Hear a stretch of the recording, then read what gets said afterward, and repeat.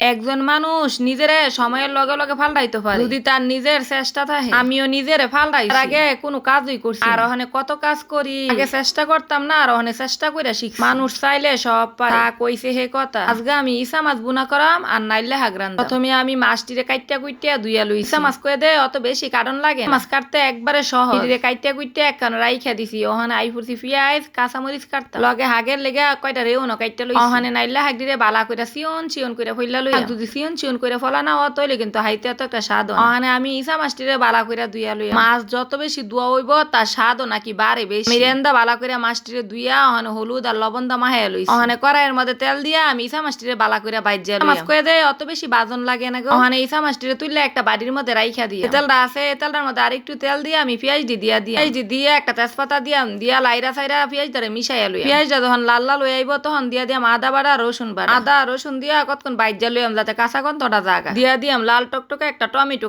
টমেটোটা দিয়া দিয়াম হলুদের গুঁড়া মরিচের গুঁড়া দইনার গুঁড়া আর লবণ দিয়া বালা কইরা মশলাটা আমি কষাইয়া লই। মশলাটা যখন কষানো শেষ হয়ে যাবে তখন ইসা মাছটি দিয়া লাইরা সাইরা মশলাটা লগে মিশাইয়া লইয়াম বালা কইরা। মিশানো হয়ে গেলে দিয়া দিয়াম দুলের লেগে কতখানি পানি। ওখানে দিয়া দিয়াম কয়টা কাঁচামরিচ দিলে কইয়া দিয়া ইসা মাছের মধ্যে সুন্দর একটা গ্রান বাই দিয়া ওখানে ডাকনা দিয়া ডাইকা দিয়া এন্দা আমার ইসা মাছটি হইতে আমি হজর ফাতারি কাইটা লইতাছি। দাউদা কাটতো ডরাইতাম আর ওখানে সরিদা কাইটা লাই। মানুষে চেষ্টা করলে এমন কোনো জিনিস নাই যে পারে না। আর চেষ্টা ছিল এর লিগে আমি শিখতাম পারছি তাড়াতাড়ি। ওখানে ডাকনাটা তুললেও হজর ফাতারি দিয়া দিতাছি। হজর ফাতারি দিলে কইয়া দে সুন্দর একটা গ্রান বাড়িব ইসা মাছের। ইসা মাছের বুনার মধ্যে বেশি কিছু লাগে না। ইসা মাছ কয়ে দে এমনি মজার মাছ। আমার ইসা মাছ বুনাটা হয়ে গেছে ওখানে আমি একটা বাড়ির মধ্যে তুললা রাইখা দিই। ইসা মাছ কয়ে দিয়ে আপনি যেমনেতে রান্ধেন এমনিতেই মজা লাগে। মাশাআল্লাহ দেখেন আমার ইসা মাছের তরকারিটা কি সুন্দর হইছে। নাইলে হাগ রান্দার লেগে একটা কড়াইয়ে বয়ে দিছি। তার মধ্যে দিয়া দিছি তেল আর বেশি করে রসুন লগে দুইটা হুগনা মরিচও দিয়া দিছি। দিয়া আবার আলাদা করে বাদাম কিত্তা লগে দিয়া ওই বাইজা আলাদা তুইলা রাইখা দিয়া হুগনা মরিচ ছাড়া কয়ে দেয় নাইলে হাগ খাইতে মজা লাগে। রসুনটা আমার বাজা হয়ে গেছে